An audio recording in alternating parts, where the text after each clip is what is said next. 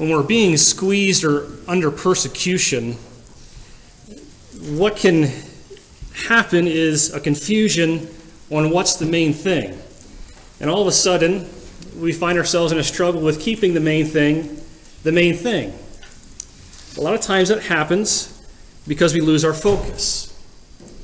James is going to encourage us to be patient. It's like the last thing you want to hear when you're being persecuted. It's almost like a gauge on the dash of your suffering on your focus scale. If we were to take a measurement, we all had little gauges of patience. Would your patience be full, half full, maybe getting towards empty? It has to do with where our focus is. If we lose focus, then we lose sight of what's important. And James is going to refocus us this morning, this week, towards the cross, towards the return, the reality of that. Keep in mind what was happening here was that our early Christians, our early brothers and sisters in the first century, they weren't being paid their wages. They'd go to work and put in an honest day, and the expectation was at the end of the day to be paid. And they weren't being paid, or it was being withheld. Some of them were even being dragged into the courts, and the courts weren't very honest. And so if you were a Christian and went to court, you sort of assumed that you were going to lose. And so it was ending in a great time of persecution for them, not being able to put food on the table, leading to starvation and sickness and death, as James says. And so this is the oppression that's taking place on them. We can be squeezed in all sorts of ways. We're going to see an example of what to do when we're squeezed and being patient. You see the outline here. The outline is to be patient with everyone. And we're going to have three different models of that patience through the farmer, through the prophets, and through Job. And they're going to be encouraged to always be honest, because sometimes when we're squeezed, that can dissipate a little. And he starts off, be patient. Again, it's the last thing that somebody that's going through suffering or trials wants to hear. They're in the midst of it, and they want something to be done immediately. And James says in verse 7, be patient then, brothers and sisters, until the Lord's coming. See, the reality of the Lord's coming can be the motivation to be patient. The motivation to be patient. And he gives us our first example. He goes in and begins to talk about the farmer. To see how the farmer waits for the land to yield its valuable crop, patiently waiting for the autumn and spring rains. Now, it's obvious the farmer doesn't control the rain, but he can pray to the farmer that does. He can pray to the God that does control the rain. We can do the same. God provides the rain for the crops, and he can also water our soul during times of distress. We just need to cry out to him, be reminded of his grace and his mercy. You know, the farmer has to wait. He plants his seed, and the rains come, and then there's trial after trial of is the rain going to come, but then normally the rains come at the end. It begins to make that crop, the budding seeds, to really blossom towards the end of their maturity. And if the farmer was to go out there and decide, you know what, I need the harvest now, and go out there and begin to harvest his crop before it's ready, he's going to end up a poor farmer or a broke farmer. He's got to wait for it to mature. He's got to be patient in that way. If he rushes in and tries to harvest the crop before it's ready, it can rob the wealth of that seed. It's the same as we face trials. We don't want to rush in or try to escape the trial, as James reminds us in the beginning of the book. We're to wait, like the farmer waiting for God to bring to fruition the harvest that's going to come from those trying times. And so he says again in verse 8, you too, referencing back to like the farmer, be patient and stand firm. Or like the slide shows, or maybe some translations show, that in your hearts, establish your hearts, because the Lord's coming is near. You see, this heart thing that's going on here, this standing firm, it's to be deeply rooted in the truths. That if we're deeply rooted in the truth that the Lord's return is imminent, and that the trials aren't in vain, that a harvest will come, and that becomes the roots in our heart, then it causes us the ability to stand firm with the weight of that trial. What it does is it then causes a patience about us. Even in the midst of what seems to be chaos, there's that peace that comes that's even beyond knowledge. Yesterday I was cracking nuts, nuts that have the real shell. And I'm cracking the nut, and some of them are pretty tough, these nuts. So I'm cracking the nut, and it's interesting. You can get projectile nuts flying across the room. I mean, just everywhere. And, you wise up after a while, and you begin to shield your nut cracking from the innocent bystanders around you, because Mason and Dawson are sort of eye level where this is happening. Wanting to protect them from the shelling that's taking place. Sure enough, if you squeeze nuts long enough, something will come out. And that's true of us as well. And these truths that James is reminding us of can shield our hearts and our minds, can encourage us, can allow us to have patience that doesn't cause us to wound others. That happens. Sometimes when we're squeezed, when we're under trial, we are short on patience and maybe say things we shouldn't say or make judgments that we shouldn't judge upon. It's what he says in verse 9, don't grumble against one another, brothers and sisters, or you'll be judged. The judge is standing at the door. And see, it's as if God's hand is on the doorknob. He's in the threshold. He wants to come. He will come. He is coming, James is saying. And so have this perspective about you. Mason and Dawson, we hope they're going through a phase. They've both gotten enough knowledge now when they know what's right and wrong. And they're also observant enough to know when the other one isn't doing what they're supposed to be doing. And it's interesting, even if I'm in the room with them, even if I'm playing with them, if one does something to the other knows the one's not supposed to do that, and immediately there's a judgment and a, hey, stop that, or give me that back. And it's just remarkable. It's like, do you not see me here? Like I'm the parent, I'm the dad. So what comes out is what's the natural thing. The parent says, hey, I'm the parent, I'll take care of this, right? That's what happens, and they both get disciplined, right? It's just so mind-boggling. It's like, do you not see me? And it's almost like an insult to me as a parent. Like, this is my role. This isn't for you to be doing. I will judge here. I will discipline here. I will take care of things. It must not just be quick enough for them. They're in the midst of it. They lose their patience. It's not a phase. The problem is it's in our nature, the old nature. Nothing's changed as an adult. The same thing happens to me when I'm squeezed, when I feel wronged. What happens? I make a judgment. I begin to grumble, just like Mason and Dawson. The problem isn't being young. The problem isn't knowledge. The problem is what's going on. The reality of God being in the threshold, his hand on the doorknob, I believe can really change things. If Jesus was in that room over there, and we knew he was going to come out after the service, there'd probably be some things that would change. It'd change our perspective on a few things. This isn't the first time James has used this to correct our thinking. He uses it with those that are the unrighteous rich, encouraging them to use their wealth now. If we knew God was coming next week, we'd probably all go and empty our savings account trying to gain interest in heaven.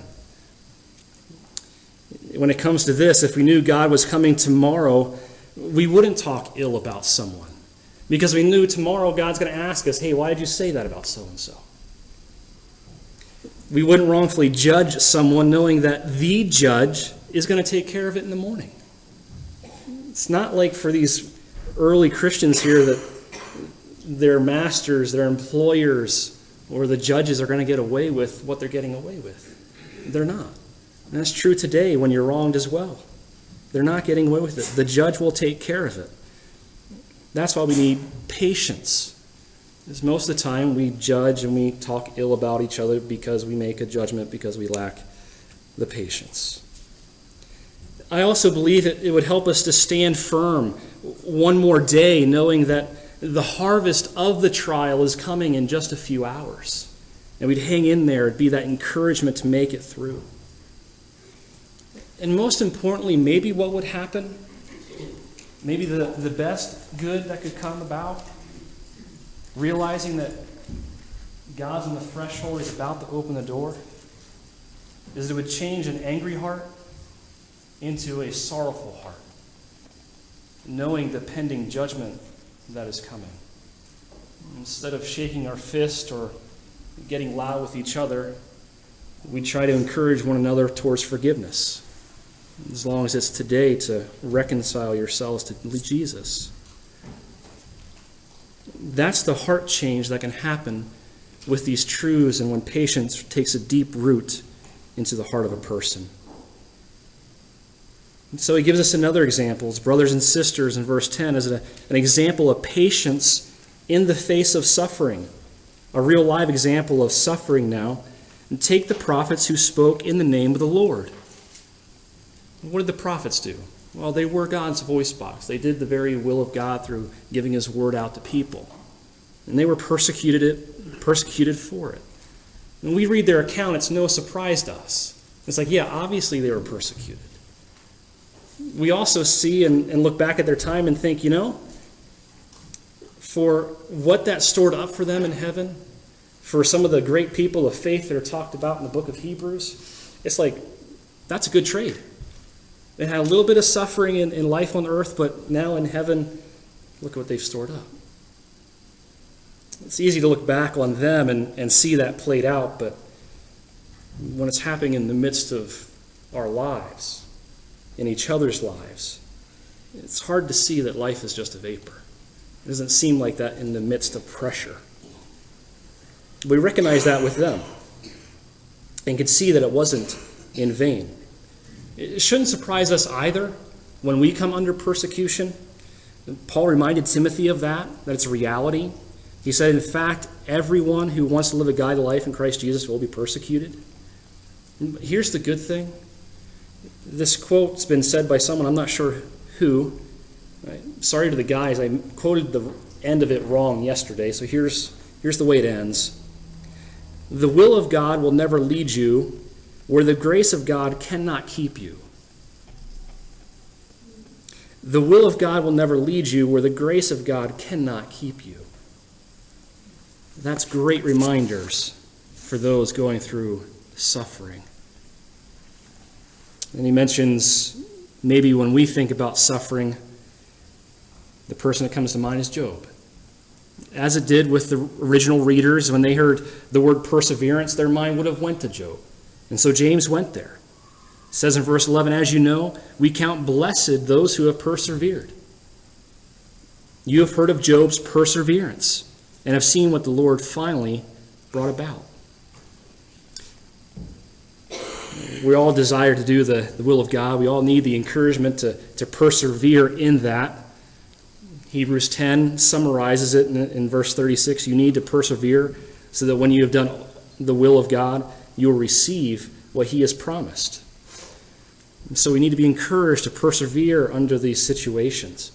But also note that Job wasn't stoic. He had deep roots in his heart and he stood firm, but it wasn't a glazed over making it through the trials. He had great laments, very big laments. Job asked lots of questions, and in all of that, the character of him, it's said that in all of this, Job did not sin by charging God with wrongdoing. See, when we read lament, maybe we think sin right away, and that's not always the case. Job asked lots of questions, he had many, and he did it the right way. So when somebody's going through stress, going through persecution, being squeezed, you can lament. Be a Job. Do it his way, the right way. And what finally came about? It says the Lord finally brought about something. I don't know if it's only this, but in the end of the book of Job, it says that the Lord blessed the later part of Job's life more than the former part. We read in the beginning of Job and hear all that he lost, and it's more than what we all have probably together. And yet, at the end, he had much more. There was fruit to everything that took place, and it's probably a lot more than just that. The encouragement that we have, that he's in the Scriptures and we can read his account, is another thing that came about.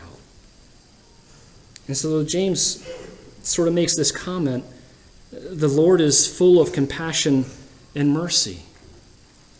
We see that in the accounts of Job and the prophets and of the farmer. That God's full of compassion and mercy. That's the God we can run to when our hearts are broken. That's the God that wraps his arms around his children. You sang a song about the mountains this morning. You can see mountains all around. We live in the mountains. The reality of life, and I believe Job understood this, is that if there's going to be mountaintop experiences, then there also has to be valleys. Sometimes in those valleys, when we're being squeezed, that's when our patience scale runs a little empty. We become short with words, maybe judge one another wrongfully. So that's why we need to be reminded that God's got his hand on the doorknob. He's in the threshold. He's coming. Persevere. Have that patience. Warren Wiersbe summarizes things this way. He says, James wanted to encourage us to be patient in times of suffering. That's good. James wants us to be patient in times of suffering.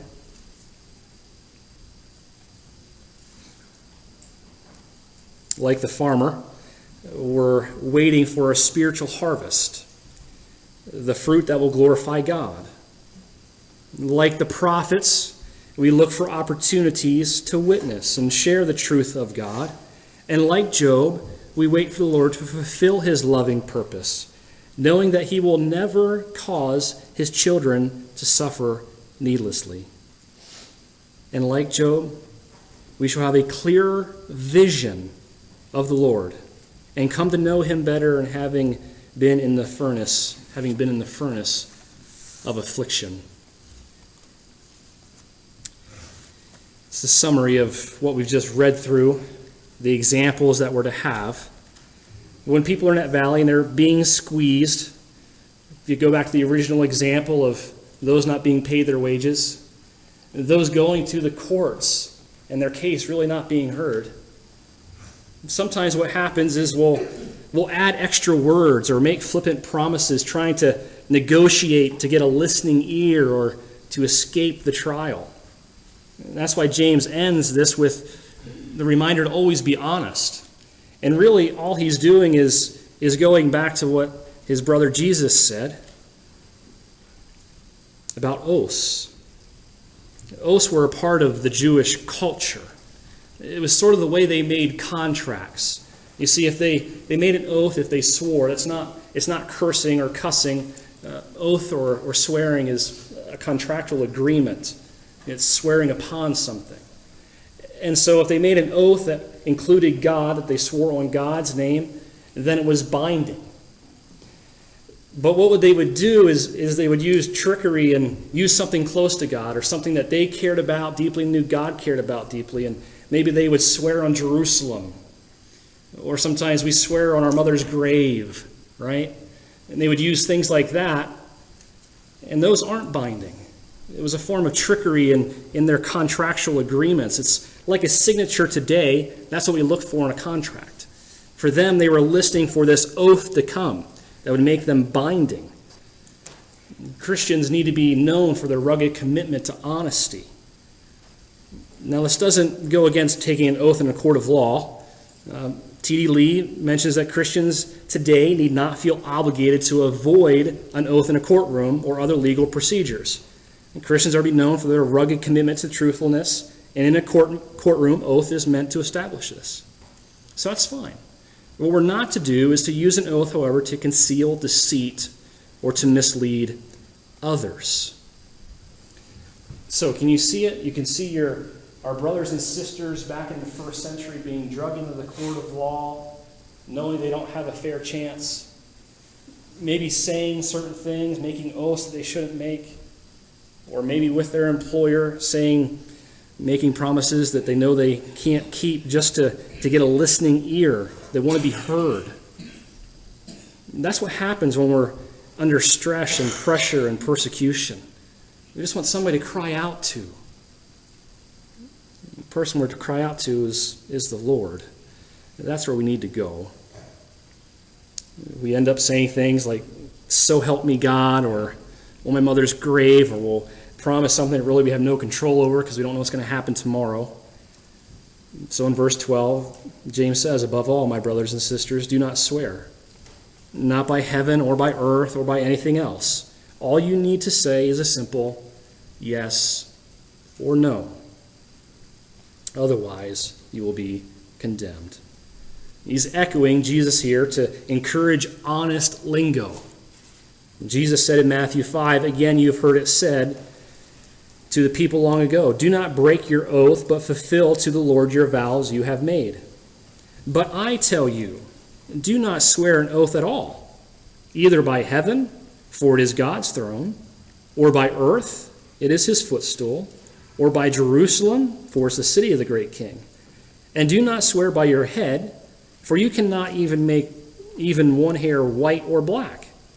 All you need to say is a simple yes or no. Anything beyond this comes from the evil one." It's an acknowledging God again for who he is, allowing him to be God. What's interesting, if you look in the context of a Greek letter, this would come to the time in a letter where you'd expect an oath.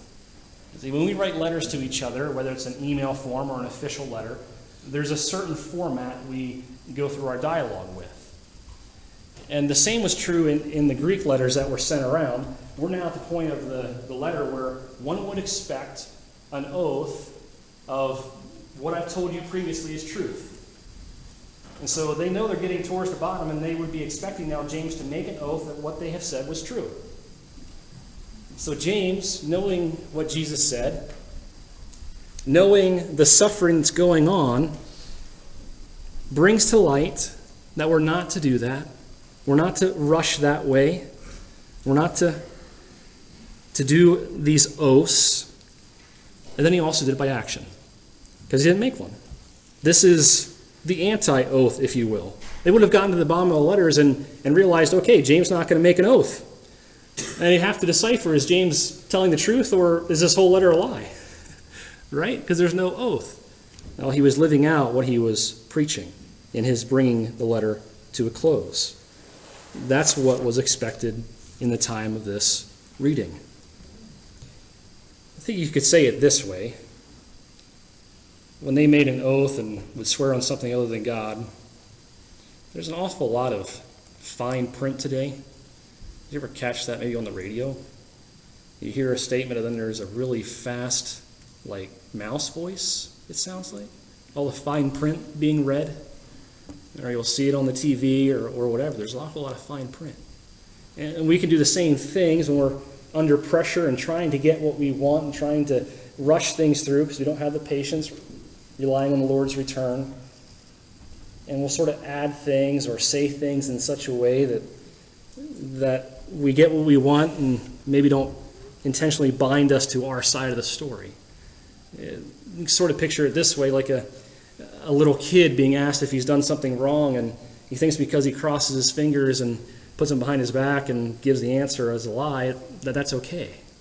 No, it's not. It doesn't matter whether your fingers are crossed or not. It doesn't matter whether you give an oath on God or Jerusalem or your mother's grave. It's not what we're to do. We're to remove all the fine print from our lingo.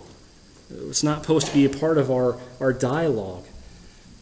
The truth of the matter is that if a Christian were to walk into a courtroom and his fellow believers were with him, if his fellow community members were with him, they would know that when he took an oath in the courtroom that to him or her, that's just a formality. They're always honest. They don't need them to take an oath to believe them. That's just who they are.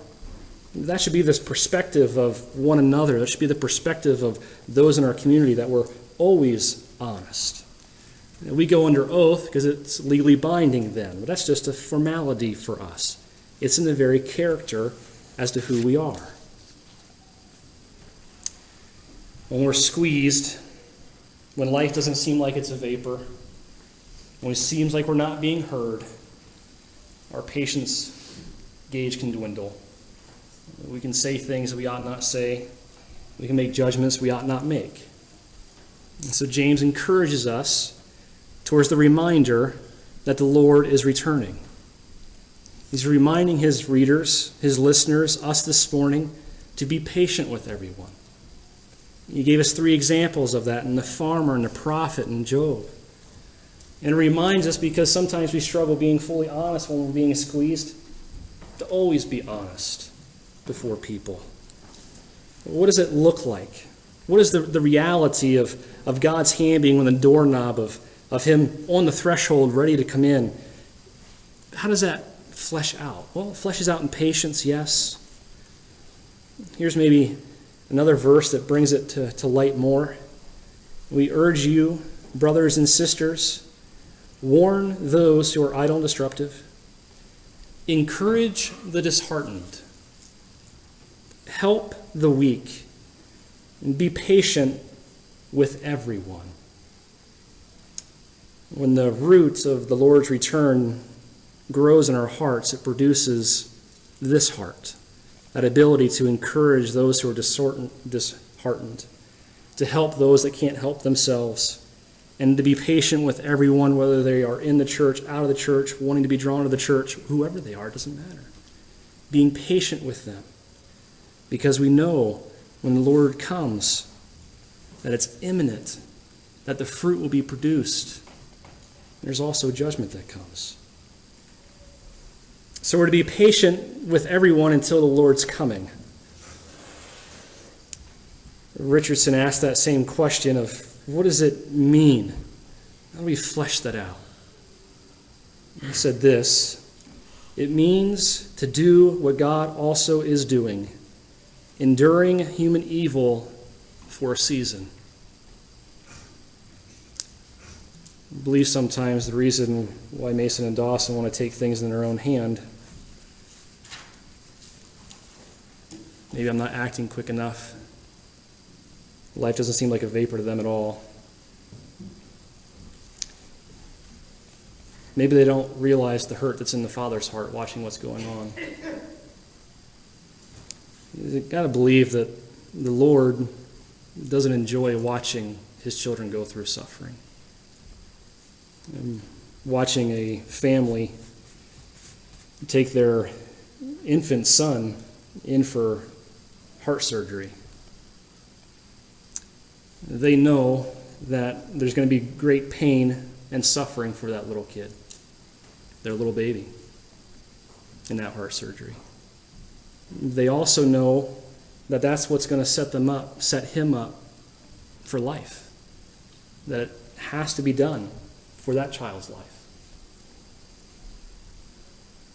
God doesn't enjoy our suffering, but he also knows what it'll produce.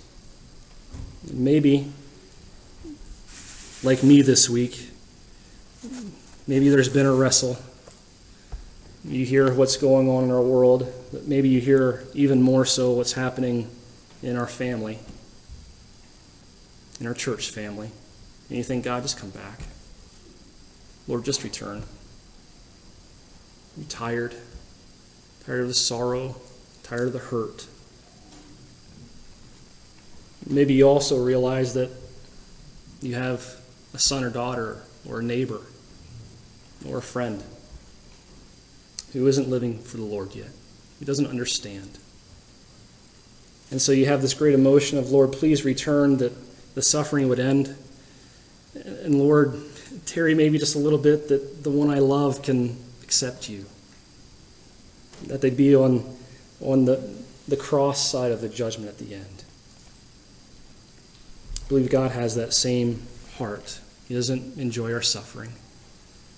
But he also desires deeply to have relationships with those he created from the very beginning. And so that's why he sent his son. He set everything up for us to be able to receive the blessings of the cross, to come to him when we're broken, when we don't have it all together, letting him take our punishment, letting him correct our life, that it would be a blessing to live this vapor of a life, even in the time of hardship. His Son knows more than anyone suffering, and he's very relatable. That's why we can run to him when our hearts are broken.